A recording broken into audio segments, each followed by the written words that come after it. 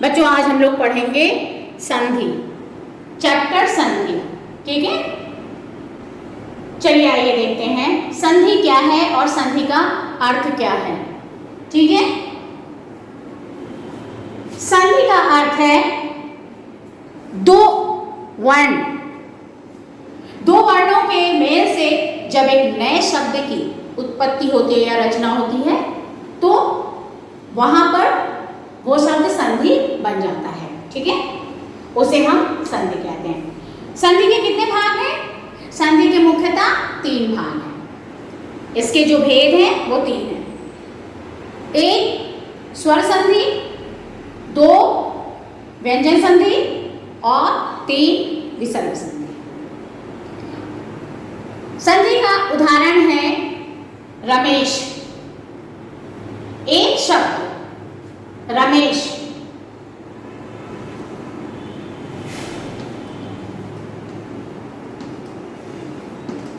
ये है रमेश। इसकी पहचान हम कैसे करेंगे? इस शब्द को हम 2 भागों में अलग कर देंगे सबसे पहले। ठीक है, इसका तरीका है विच्छेद करना। विच्छेद का मतलब ये हो गया 1 और 2, जैसे राम और प्लस ईसा। इन 2 शब्दों को हमने अलग अलग भाग में विभाजित कर दिया। इसकी पहचान अब हम कैसे करेंगे? ये जो विभाजित हुआ इसको पता है क्या कहते हैं? इसे कहते हैं विच्छेद करना। बेसिकली विच्छेद का मतलब क्या होता है? अलग करना। और संधि का मतलब क्या होता है? मिलान करना, उसे जोड़ना। ठीक है, समझ में आ गई? जब इन दोनों शब्दों को हम एक साथ करके लिख देते हैं तो वो संधि कहलाती है, और जब इस एक शब्द को हम अलग अलग कर देते हैं तो वो विच्छेद कहलाती है। हमने अभी बताया था आपको स्वर संधि। जब हम एक शब्द को इस प्रकार से अलग करते हैं तब हम पहचान कर पाते हैं कि ये कौन सा संधि है। सबसे पहले हम जानेंगे स्वर संधि। स्वर संधि के कितने भेद हैं? 5 भेद हैं, और हर 5 भेदों में हम इन नियमों को अलग अलग ढंग से पहचानते हैं। सबसे पहला होता है स्वर संधि का नियम।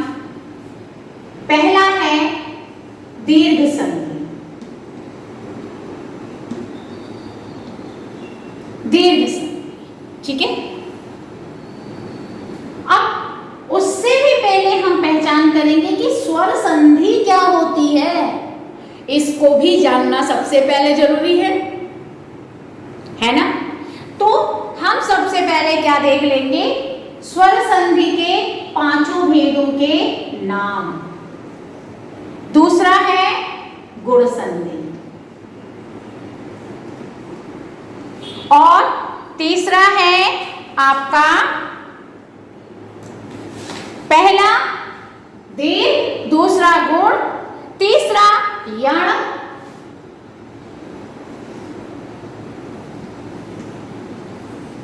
और चौथा वृद्धि,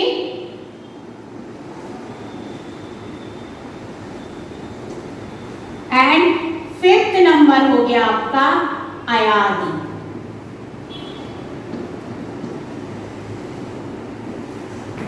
ठीक है, सबसे पहले हम समझेंगे स्वर संधि को। स्वर संधि की पहचान हम कैसे करेंगे? स्वर संधि की पहचान करेंगे, किसी भी शब्द को हम अलग कर देंगे। जैसे हमने राम को अलग, रमेश को अलग किया। पहला पद बन गया राम, दूसरा पद बन गया ईशा। अब इसमें देखिए, जहां पर हम कहां खोजते हैं? हम खोजते हैं यहां पहले पद के अंतिम वर्ण को, वो स्वर है या व्यंजन है, इसको देखते हैं। ठीक है,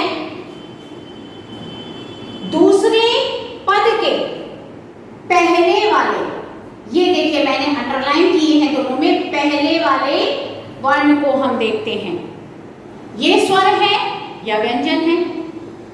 स्वर संधि की पहचान होती है जब ये अंतिम, पहले पद का अंतिम वर्ण और दूसरे पद का पहला वर्ण ये दोनों स्वर हों, तो इन दोनों के मेल से स्वर संधि होती है। हमें स्वर संधि के ये जो हमने 5 भेद, इनके 5 नाम लिखे हैं, इनमें हमको हमेशा ये ढूंढना है, इन दोनों पर ध्यान देना है और इसी से हम अपने इन संधियों की पहचान कर पाएंगे। Is that clear? इतना समझ में आ गया बच्चों? अब हम अगले वीडियो में इन दीर्घ संधि, गुण संधि, यण संधि, वृद्धि संधि और अयाजी संधि के जो अर्थ हैं और नियम हैं उनको हम सीखेंगे। ठीक है बच्चों?